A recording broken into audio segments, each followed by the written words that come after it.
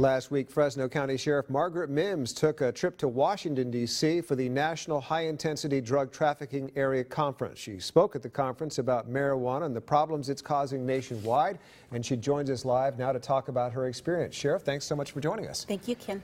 First off, what was your main takeaway from the conference? Well, I was able to give information about what we're experiencing in Fresno County as far as marijuana grows, very large marijuana grows, right, and the fact that it's being trafficked across the United States.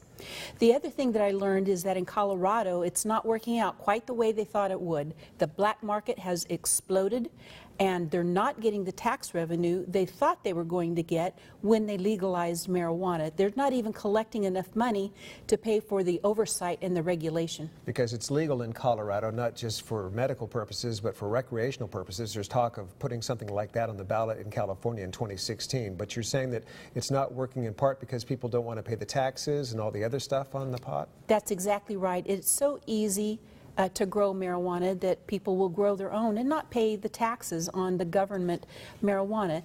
And I think the bottom line is no matter what, it's illegal federally. So no matter what states do, you're running the risk of federal investigation. Now the door opened on marijuana with medical marijuana, and we have all these dispensaries here in the Central Valley. You and I were talking in the commercial break about if this is a drug that's used for medical purposes, why not just have it in a pharmacy? Is that something that's being talked about nationwide? Well, there has to be medical studies. For instance, what's a dose? What does it contain?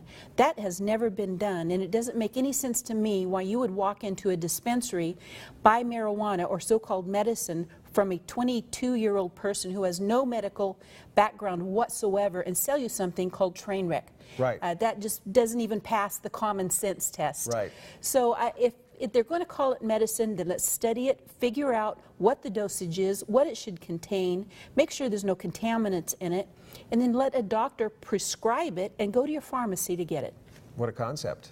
What a concept. Makes sense. Makes sense. Talk to us about, meanwhile, the battle that you continue to face here in the Central Valley as far as illegal marijuana grows popping up everywhere. Sure.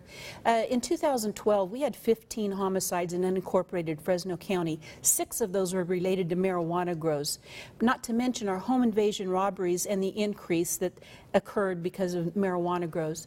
So our board got tired of that, as well as citizen complaints from people living in those areas. And they passed a very strong county ordinance that prohibits indoor and outdoor cultivation. And we've been very busy enforcing that. We're going to continue to do that this year. And if California goes ahead and legalizes marijuana, do you think it will ever become as popular as say, alcohol or tobacco as far as the accessibility to the public? Well, already what Colorado is experiencing is a 22% increase in marijuana from youths 12 to 18 years old. So we need to do everything we can to fight legalization in California. It sends the wrong message to our young people. It's just kind of unraveling our society. Right. And it's just would not be good all the way around. And the reaction that you got lastly at the conference, Sheriff, was what? Did a lot of people look to you for leadership because we have so much of the pot problem here in the Central Valley? Yes, and in fact I was asked to be on the advisory council for the National Marijuana Initiative. I will be representing all law enforcement nationwide on that advisory committee and advising at the national level the issues that we're facing with marijuana. We're almost ground zero in a lot of ways yes, for this. Yes, we are. All right, Sheriff Margaret Mims, really appreciate you taking the time to join us tonight. Thank you, Ken.